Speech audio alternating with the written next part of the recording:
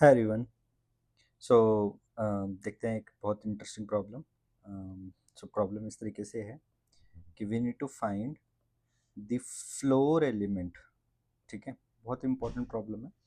Floor element of an sorted array. So again binary search का problem है। तो मेरे पास एक सॉर्टेड एरे दिया हुआ है एंड एक टारगेट दिया हुआ है। तो इस टारगेट का फ्लोर एलिमेंट हमें फाइंड करना है। तो सबसे पहले तो ये देखते हैं कि व्हाट इज फ्लोर एलिमेंट। ठीक है, फ्लोर एलिमेंट होता क्या है।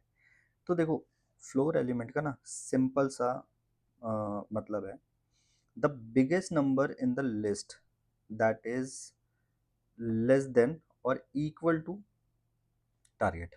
मतलब अगर मैं बताऊं, the biggest number in the list और एरे जो लेस देन और इक्वल टू टारगेट। ठीक है, समझो। मतलब अगर मेरे पास ये एलिमेंट्स हैं, सो जो 1 जो है वो टारगेट से छोटा है, 3 टारगेट से छोटा है, 5 टारगेट से छोटा है, 7 टारगेट से बड़ा है। ठीक है, इसी तरीके से 9 टारगेट से बड़ा है। बट इसमें से लेस देन और इक्वल टू, ठीक है, या तो उससे छोटा या वो टारगेट खुद, सबसे छोटी वैल्यू कौन सी है जो टारगेट के नियरेस्ट है, वो है 5। ठीक है, और इसको डिफरेंट मतलब एक मैथमेटिकल टर्म में इसको इस तरीके से ही बोल देते हैं कि the floor of target is greatest element जो greater than smaller than equal हो टारगेट के। ठीक है, तो जो कि आपका ये निकल के आता है। सो आंसर क्या होगा, आपका आंसर होगा 5। ठीक है, तो जो दिस इज योर आंसर। जो टारगेट, अगर टारगेट प्रेजेंट है, ठीक है, इक्वल है ना, यहाँ पे देखो लेस देन और इक्वल है। अगर टारगेट प्रेजेंट है दैट मीन्स इक्वल होगा, तो वो टारगेट खुद ही आपका फ्लोर एलिमेंट हो जाएगा।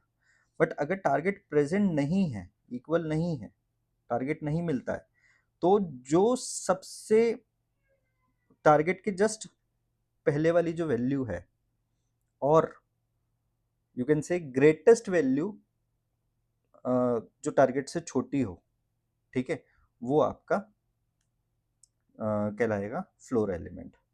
आई होप समझ चुके होंगे एग्जाम्पल के लिए। ठीक है, कि जो आपका, इसको ऐसे इस तरीके से भी समझ सकते हो कि जैसे ये नंबर लाइन है 1 3 5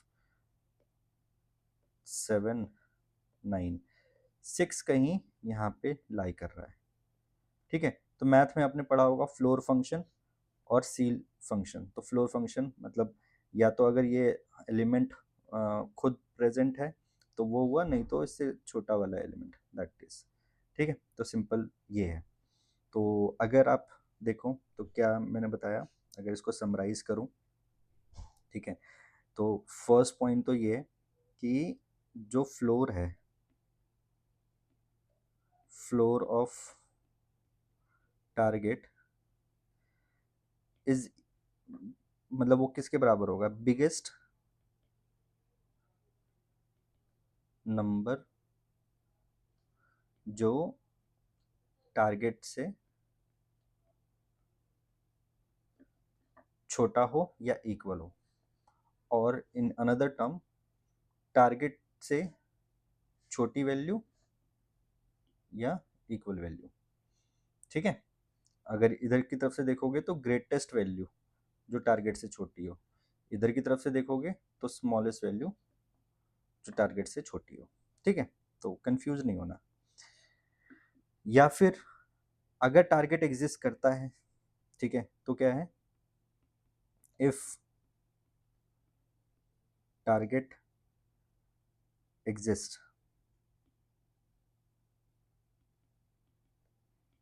in the array, तब क्या है? तो जो टारगेट है वो खुद ही आपका है ना, टारगेट itself a floor, ठीक है। अगर टारगेट डजंट एग्जिस्ट, ठीक है, तो क्या होगा? आपको क्या करना पड़ेगा? Find the nearest smaller value, जो कि हमने, जैसे कि 6 था, तो 6 के नियरेस्ट स्मॉलर कौन था? 5, ठीक है। तो ये लिया हमने। एंड अगर टारगेट एग्जिस्ट ही नहीं कर रहा है, ठीक है, इफ नथिंग, ठीक है, मतलब इनमें से कुछ भी नहीं है, ठीक है, आपका मतलब एक तरीके से आपको इस तरीके से बताएं कि टारगेट एग्जिस्ट भी नहीं कर रहा है और वो है भी नहीं, तो आपका जो स्मॉलेस्ट वैल्यू ऑफ क्या हो जाएगा कि आपका कुछ भी नहीं एग्जिस्ट करता, तो -1, ठीक है, सिंपल रिजल्ट -1 है।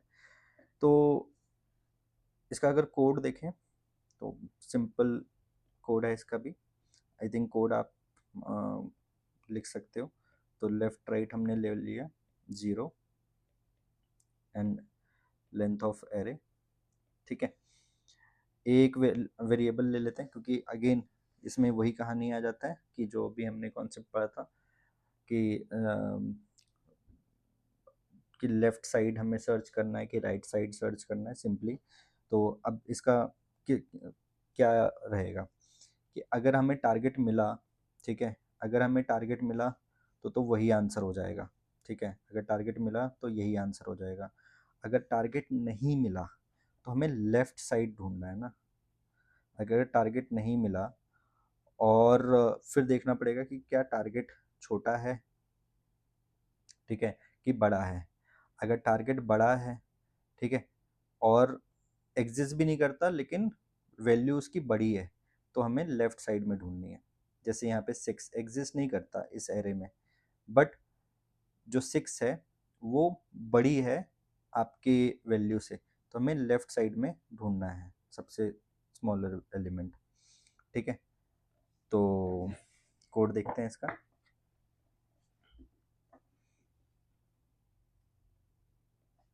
वाइल लूप चलाया, अच्छा, तो एक वेरिएबल ले लिया रिजल्ट, ठीक है, जिसके अंदर बाय डिफ़ॉल्ट -1 है, मतलब कि अगर कुछ नहीं मिलता है तो हमारा आंसर -1 आएगा, ठीक है।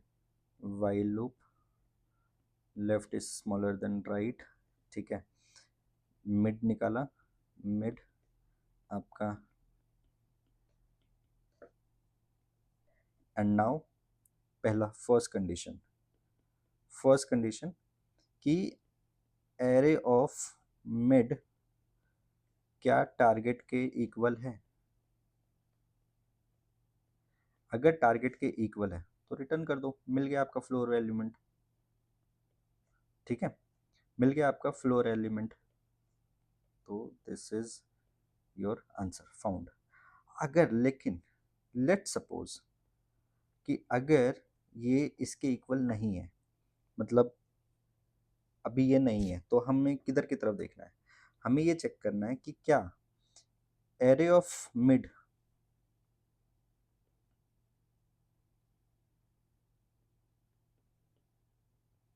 एरे ऑफ मिड क्या स्मॉलर है टारगेट से। देखते हैं ध्यान से कि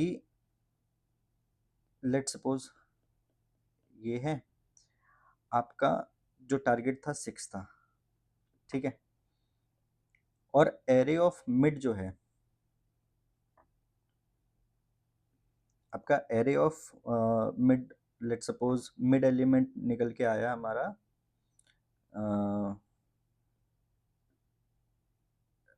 ये 6 था, 5, ये हमारा मिड एलिमेंट निकल के आया। ठीक है, अब अगर ये मिड एलिमेंट निकल के आया और आपका टारगेट है 6, तो एरे ऑफ मिड जो है वो टारगेट से छोटा है। ठीक है, अगर छोटा है तो आपको एक एज्यूम कर लेंगे सबसे पहले तो कि यही मेरा आंसर है। ठीक है, क्योंकि पॉसिबल है। ठीक है, अगर ये एक और एग्जांपल लेते हैं, ये मेरा मान लेते हैं टारगेट था 6, यहाँ कहीं लाई करता है, एंड मेरा मिड है अभी, ये मेरा 5 है, ये मेरा 3 है, मेरा मिड है लेट सपोज 3 पे। ठीक है, तो आप क्या चेक कर रहे हो कि क्या एरे ऑफ मिड जो है वो टारगेट से छोटा है? अगर टारगेट से छोटा है, ठीक है, तो हमने एज्यूम कर लिया कि यही मेरा आंसर है। हमने क्या एज्यूम कर लिया? यही मेरा आंसर है। अब अगर यही मेरा आंसर है, हमने ये एज्यूम किया है, आंसर निकला नहीं है, दिस इज माय अजम्पशन। अगर ये मेरा एज्यूम कर लिया कि ये मेरा आंसर है, ठीक है, तो फिर हम क्या करेंगे? हम इससे बड़ी वैल्यू ढूंढने की कोशिश करेंगे। ध्यान से देना, अगर मैंने एज्यूम किया कि ये मेरा आंसर है, तो हम फिर भी एक बार ट्राई करेंगे ना कि इससे क्या बड़ी वैल्यू एग्जिस्ट करती है जो कि टारगेट से छोटा हो बट इस वाले वैल्यू से बड़ा हो। फिर से देखो, जो कि मिड वाले वैल्यू से बड़ा हो लेकिन टारगेट से छोटा हो, एक वैल्यू ढूंढने की कोशिश करेंगे। ठीक है, तो इसलिए हमारा जो लेफ्ट पॉइंटर होगा उसको हम मिड के आगे लेके आएंगे। ठीक है, तो जो हमारा लेफ्ट पॉइंटर है, ठीक है, उसको मिड के आगे लेके आया, एंड हमने क्या किया? रिजल्ट में एज्यूम कर लिया कि जो हमारा एरे ऑफ मिड है वो मेरा आंसर भी है। This is assumption. ठीक है, रिटर्न तो आपका, हाँ, अगर टारगेट मिल गया तो वहीं से हो जाएगा, नहीं तो ये वाला आंसर रिटर्न हो जाएगा। अगर ये नहीं हुआ, ठीक है, तो एल्स कंडीशन।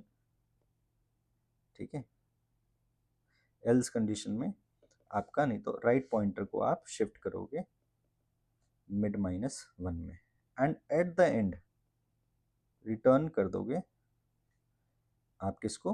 रिजल्ट को। ठीक है, so this is your beautiful full code. ठीक है, तो सिंपल वो है, पेन पेपर पे करके देखो अगर अभी भी कंफ्यूजन है तो, नहीं तो इस वीडियो को बार बार देखो मैं क्या समझाना चाह रहा हूँ कि पॉइंटर किधर की तरफ से किधर मूव हो रहा है। बहुत प्यारा क्वेश्चन है, फ्लोर ऑफ एन एलिमेंट। इसी तरीके से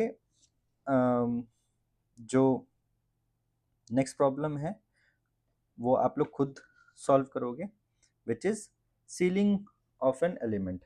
सीलिंग में क्या है कि जो एलिमेंट है, जैसे आपका जो हमने एग्जांपल लिया था 1 3 5 7 9, ठीक है, तो हमने फ्लोर ये निकाला था कि जो टारगेट है उससे जस्ट, या तो वो टारगेट खुद या उससे जस्ट छोटी वैल्यू।